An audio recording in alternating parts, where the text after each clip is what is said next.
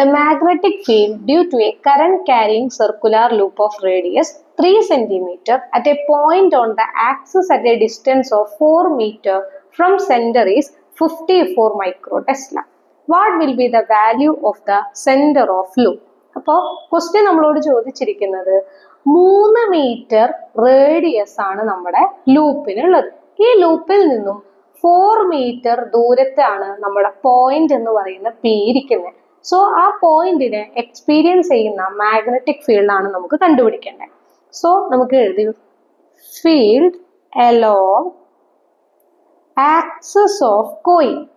കോയിലിന്റെ ആക്സിസിൽ ഉണ്ടാവുന്ന മാഗ്നറ്റിക് ഫീൽഡ് നമ്മൾ ബയോസവാർട്സിലൂടെ അപ്ലിക്കേഷനിൽ ഓൾറെഡി പഠിച്ചു. B equal to mu 0 IR square divided by 2 into R square plus X square. Field along axis of the കോയിലിന്റെ ഇക്വേഷൻ നമ്മൾ ഓൾറെഡി ബയോസവാർട്സിലൂടെ അപ്ലിക്കേഷനിൽ പഠിച്ചതാണ്. B equal to mu 0 IR square by 2 into R square plus X square whole raise to 3/2 ആണ്.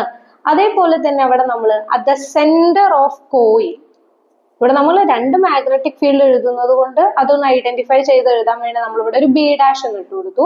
B dash equal to mu 0 I divided by 2R. ഇനി നമുക്ക് എന്ത് കണ്ടുപിടിക്കണം?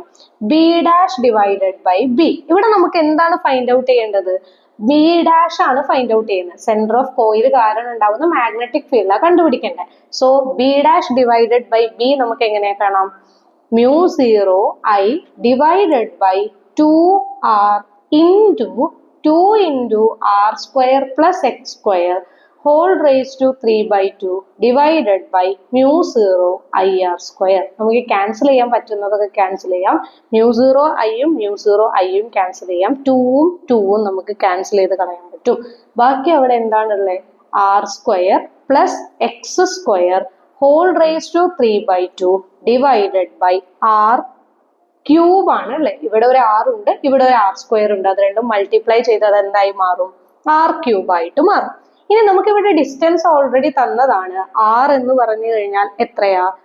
3 ആണ്, 3 മീറ്റർ ആണ്. അതേപോലെ എക്സ് എത്രയാ തന്നിരിക്കുന്നത്? 4 മീറ്റർ ആണെന്ന് തന്നിട്ടുണ്ട്. അത് നമ്മൾ എടുക്കുന്ന ഡിസ്റ്റൻസിനനുസരിച്ച് നമുക്ക് അത് അങ്ങനെ മാറാൻ പറ്റും. അതായത് സെന്ററിൽ നിന്ന് ആ പോയിന്റിലോട്ടുള്ള ദൂരം ക്വസ്റ്റ്യനിൽ പറഞ്ഞ അതേ വാല്യൂ സബ്സ്റ്റിറ്റ്യൂട്ട് ചെയ്ത് കൊടുക്കുക. അത് നിങ്ങൾ എന്ത് വേരിയബിൾ ആണോ എടുക്കുന്നത് അതിനനുസരിച്ച് ഈ ആറിന്റെ എക്സിന്റെയും വാല്യൂ മാറുന്നത് കൊണ്ട് കുഴപ്പമില്ല. അപ്പോ ഇവിടെ നമുക്ക് ഇവിടെ B B dash by B equal to നമുക്ക് കിട്ടി. So B dash equal to B into R square plus X square whole raised to 3/2 divided by R cube ആണ്. മാഗ്നറ്റിക് ഫീൽഡ് ബി നമുക്ക് ക്വസ്റ്റ്യനിൽ തന്നിട്ടുണ്ട് 54 മൈക്രോ ടെസ്ല.